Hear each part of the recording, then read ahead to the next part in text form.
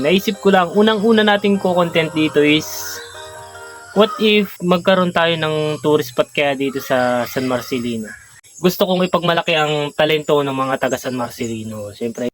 Pero bago ang lahat ng yan, kailan nga ba magiging opisyal na tourist spot ang Tulaog Cave na open sa lahat ng mga turista? So, yan, sana mangyari, abangan natin yan. Ngayon lang ulit tayo makapag-content ng harapan ulit kasi medyo naging busy tayo mga boss. Kaya medyo ngayon lang ulit tayo nakapag-content. So, bale, naisip ko lang, unang-una nating content dito is what if matanong lang natin, dito lang pasagin natin kung magkaroon tayo ng tourist spot kaya dito sa San Marcelino. Kailan kaya mangyayari yun? So, bali, meron kasi kaming sa mga hindi pa nakakaalam mga boss, ang San Marcelino General Nakar po ay may pinakamagandang kuweba.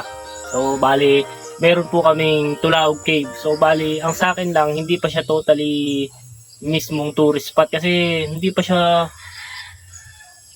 available pagka malakas ang alon. So, wala pang nakakapunta doon. Hindi pa kumpleto sa daan. Kumbaga, pupunta ka lang doon, nakabangka. So, yung mga may bangka lang nakakapunta. So, bali, kailan kaya? So, alam nyo mga boss, isa ako sa pinakamalaking makikinabang dyan pag nagkaroon na kami ng tourist spot. Kasi syempre, gusto kong ipagmalaki ang talento ng mga taga San Marcelino. Syempre, isa na ako doon. Nagbuhat ng sariling bangko. Hindi. So, bali, totoo yan.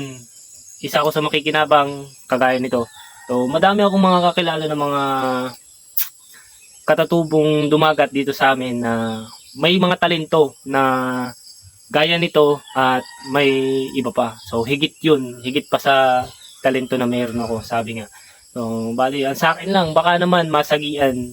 So, gusto ko sanang ma-open yung ating Tulaog.